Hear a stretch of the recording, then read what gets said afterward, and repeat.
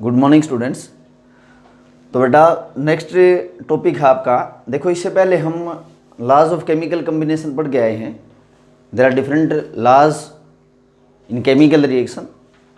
उसके बाद next topic है आपका Dalton atomic theory.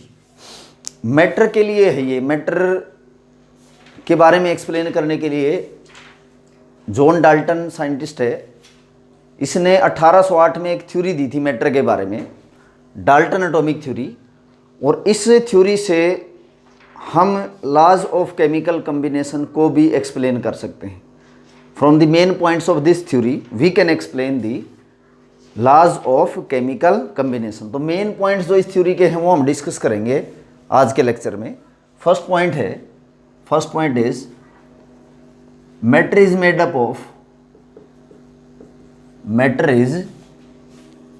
Up of small indivisible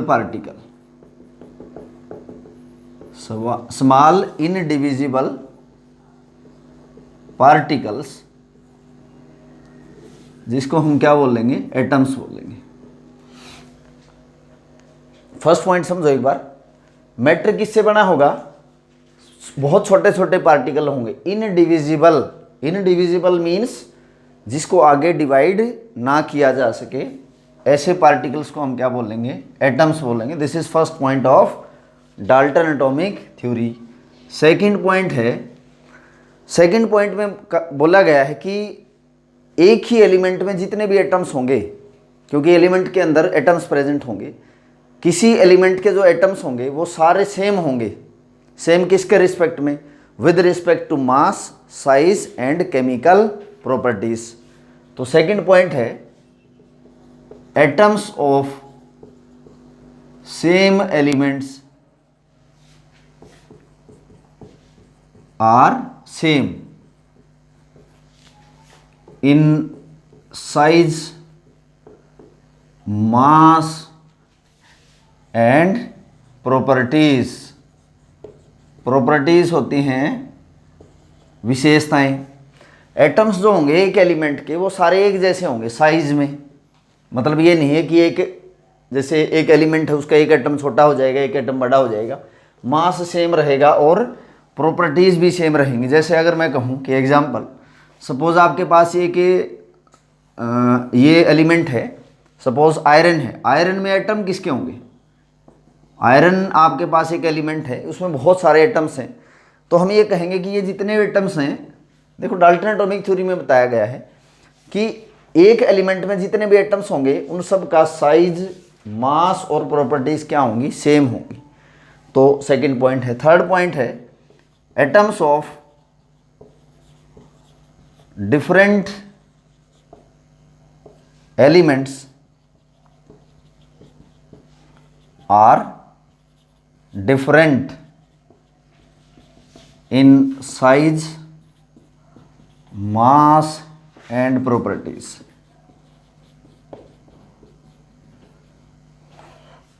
third point है कि एटम्स जो होंगे ना अलग अलग एलिमेंट के, डिफरेंट एलिमेंट अलग ही होंगे वो, किस में? साइज में, मास में और प्रॉपर्टीज में। जैसे अगर मैं कहूँ कि एक मेरे पास एलिमेंट है सोडियम, एक मेरे पास है element magnesium.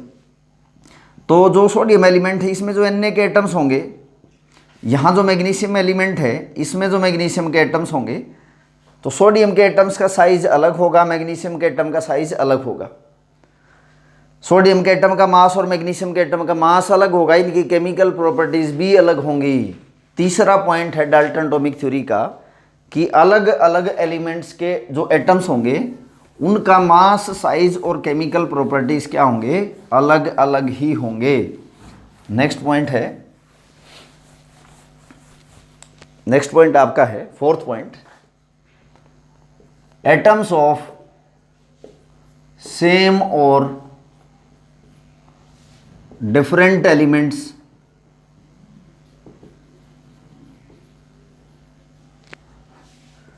Combine to form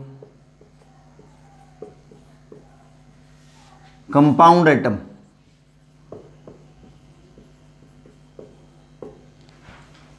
जिसको बाद में मॉलिक्यूल बोला गया था, later it is called molecule.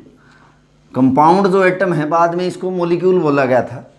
देखो क्या कहता है कि एटम्स ऑफ सेम और डिफरेंट एलिमेंट, एक जैसे एलिमेंट के एटम्स या डिफरेंट एलिमेंट्स के एटम आपस में कंबाइन होंगे, जुड़ जाएंगे केमिकल रिएक्शन के थ्रू, क्या बनाएंगे, कंपाउंड एटम बनाएंगे।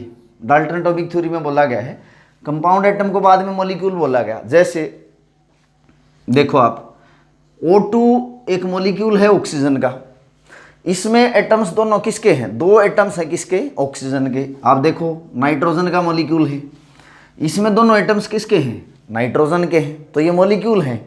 मॉलिक्यूल बने हैं कैसे, bye combination of same atoms, nitrogen nitrogen combined है, ऑक्सीजन ऑक्सीजन कंबाइंड है। नेक्स्ट एग्जांपल देखेंगे, जैसे वाटर है, वाटर भी एक कंपाउंड एटम बोला गया है डाल्टन थ्योरी में कि इसमें अलग अलग एलिमेंट्स जुड़े हुए हैं, जैसे ऑक्सीजन के एटम है और हाइड्रोजन के एटम है, तो लिखा गया है सेम और different elements combined to form compound atom. ये कंपाउंड एटम है जिसको हम बाद में मॉलिक्यूल बोला गया था इसको।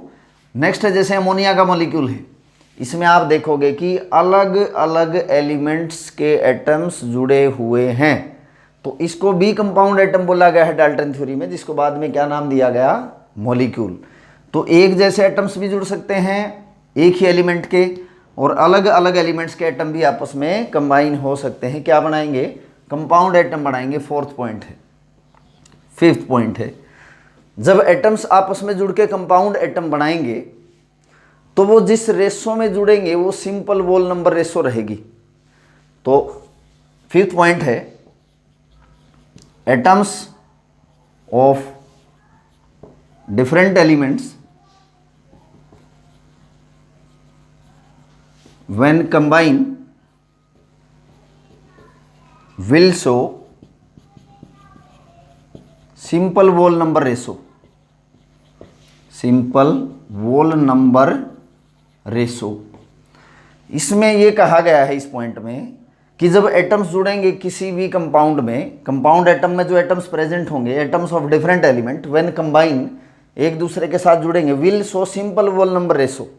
जैसे यहाँ कहा गया है कि वाटर है, वाटर एक कंपाउंड है, इसमें हाइड्रोजन और ऑक्सीजन की जो जुड़ने की रेशो है 2:1 है।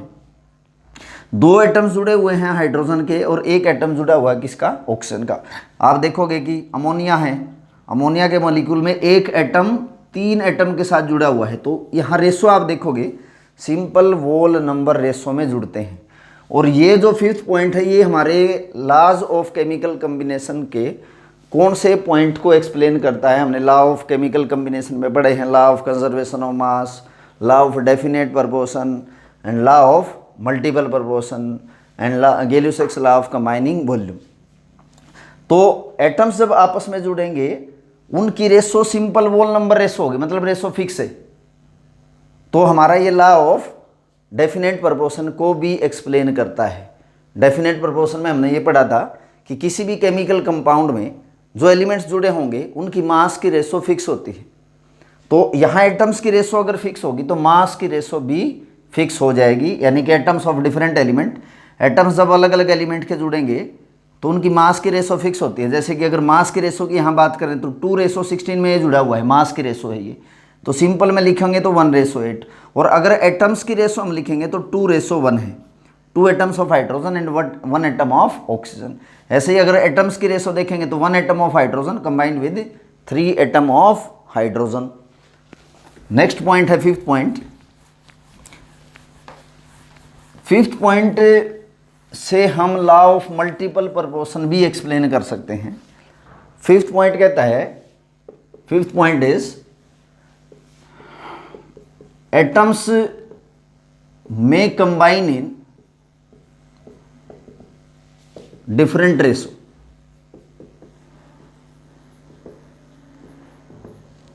To form more than 1 chemical compound, more than 1 compound. देखो इसमें कहा गया कि एटम्स जो हैं, इससे पहले आपको बताया गया है कि एटम फिक्स रेशो में जुड़ते हैं। यहाँ कहा गया है कि एटम्स जुड़ सकते हैं डिफरेंट रेशो में, बट जब डिफरेंट रेशो में अलग अलग एलिमेंट जुड़ेंगे तो वो एक से ज़्यादा कंपाउंड बनाएंगे। जैसे आपको लॉ ऑफ मल्टीपल प्रपोर्शन में एक्सप्लेन भी किया कि कार्बन और ऑक्सीजन जुड़ेंगे, carbon and oxygen combined with each other, it will either form carbon monoxide और कार्बन डाइऑक्साइड। जैसे कि ये आपस में कंबाइन होते हैं दो एलिमेंट। अब अगर ये दो एलिमेंट एक से ज़्यादा कंपाउंड बनाएंगे तो उनकी रेशो बदल जाएगी साथ साथ। आप देखोगे यहाँ मास की रेशो है 12:16, यहाँ है 12:32। यानी कि अगर इस सिर्फ कार्बन मोनोऑक्साइड की बात करें तो इसमें तो मास की रेशो फिक्स है और एटम्स की भी रेशो फिक्स है। एटम्स की रेशो 1:1 है। इसमें देखोगे इसमें भी फिक्स है, मास की रेशो भी और एटम्स की रेशो भी। एटम्स की रेशो 1:2 है, यहाँ एटम्स की रेशो 1:1 है। यानी कि अगर एलिमेंट्स जब अलग रेशो में जुड़ेंगे एक दूसरे के साथ, डिफरेंट रेशो में जुड़ेंगे, तो कंपाउंड भी डिफरेंट ही होंगे। अब कार्बन डाइऑक्साइड की ये रेशो फिक्स है मास की और ये एटम्स की रेशो फिक्स है। अगर ये रेशो बदलोगे तो कंपाउंड भी बदल जाएगा साथ साथ। देखो जैसे इस 1:2 को मैंने 1:1 में लिखा है कि एक एटम कार्बन का, एक एटम ऑक्सीजन का, तो ये कंपाउंड ही अलग हो गया। यानी कि अगर आप एटम्स की रेशो बदलोगे या मास की रेशो चेंज कर रहे हो तो वो कंपाउंड भी अलग बनाएंगे। और ये जो 5th पॉइंट है, ये हमारा कौन सा पॉइंट एक्सप्लेन करता है? लॉज ऑफ केमिकल कॉम्बिनेशन का। ये लॉ ऑफ मल्टीपल प्रोपोर्शन को एक्सप्लेन करता है 5th पॉइंट। नेक्स्ट है 6th point. Atom is the smallest particle.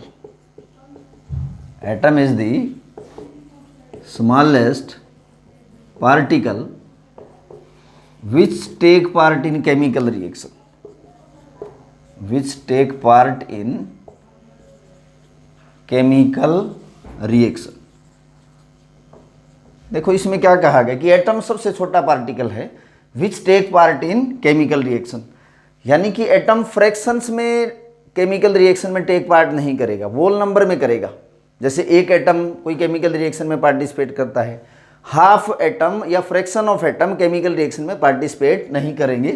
तो एटम ही सबसे छोटा पार्टिकल है which take part in any chemical reaction. Fraction of atom, atoms के आगे फ्रैक्शन नहीं किए जा सकते क्योंकि जो एटम वर्ड आया है ये आया है एटोम से। उसका मीनिंग ही होता है अनकटेबल, जिसके आगे फर्दर हम कट नहीं कर सकते, जिसके आगे पार्ट्स नहीं कर सकते।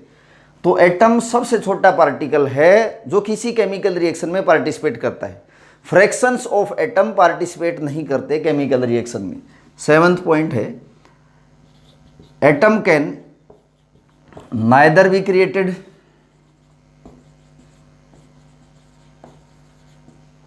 Nor be destroyed.